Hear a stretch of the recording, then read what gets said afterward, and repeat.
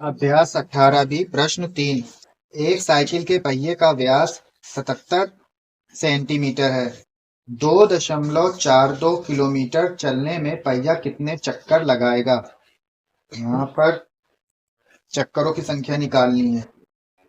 व्यास दिया गया है, व्यास से परिधि निकाल लेंगे और कुल दूरी जो किलोमीटर में दी गई है उसे सेंटीमीटर में कन्वर्ट करके भाग दे देंगे, चक्करों की संख्या निकल आएगी। तो यहाँ पर लिखेंगे चक्करों की संख्या बराबर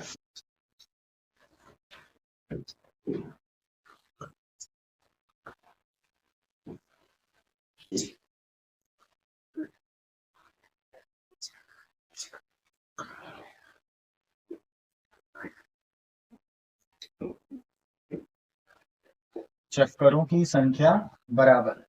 अब यहाँ पे जो किलोमीटर है यानी वो जो डिस्टेंस है, दूरी है, ठीक है, तो उस दूरी में भाग देंगे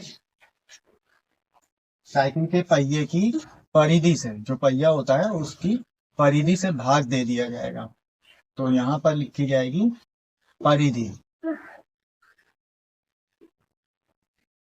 तो अब यहाँ पर दूरी दी गई है 2.42, ये है किलोमीटर में, ठीक है।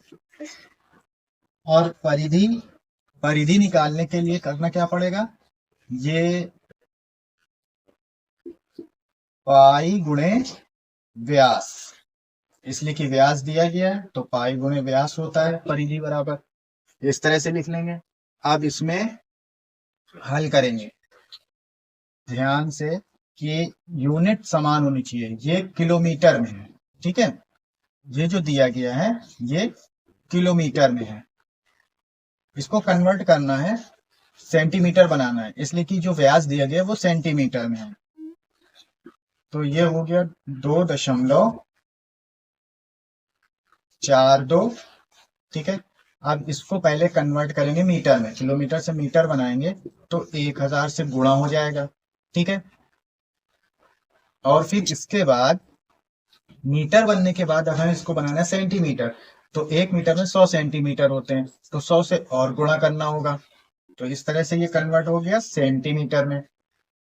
और यहाँ पर है पाई, पाई का मान रखेंगे 22/7 गुणे व्यास है 77, तो यहाँ लिखा 77। अब इसे हल कर लेना है।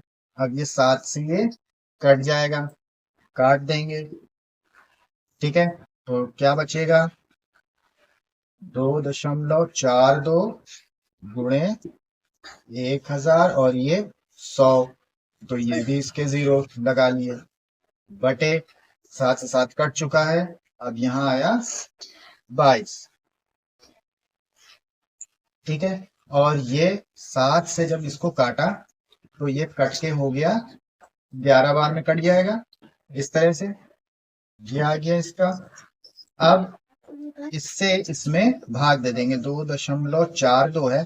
अब इसका ये जो दशमलव है इसको हटाएंगे, तो यहाँ पर 2 अंक के इधर पहले दशमलव लगा हुआ है, तो इसका मतलब है कि अगर इसमें 100 से गुणा हो जाएगा तो ये दशमलव इकाई की तरफ यहाँ खसक जाएगा, 2 अंक इधर दाहिनी ओर खसक जाएगा, तो ये बन जाएगा 242, ठीक है।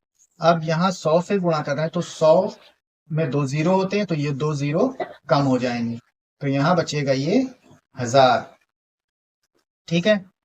अब आसान हो गया। अब इसको इसमें भाग दे रहे हैं, तो क्या करते हैं कि 11 से इसमें पहले भाग दे लेते हैं कि आसान हो जाएगा। तो 11 से जब काटेंगे इसको तो 11 से 24 में भाग देंगे, तो 11 दूना 22 हो जाएगा। 24 में से 22 में बचे 2, 2 उतार लेंगे 22 हो जाएगा। फिर 11 दूना 22 कट जाएगा, ठीक है। ये बचा 1000, बटे में 22 बचा, 22 से 22 कट गया, तो ये आंसर आ गया 1000। तो यहाँ पर जो चक्करों की संख्या निकली वो निकली 1000 चक्कर।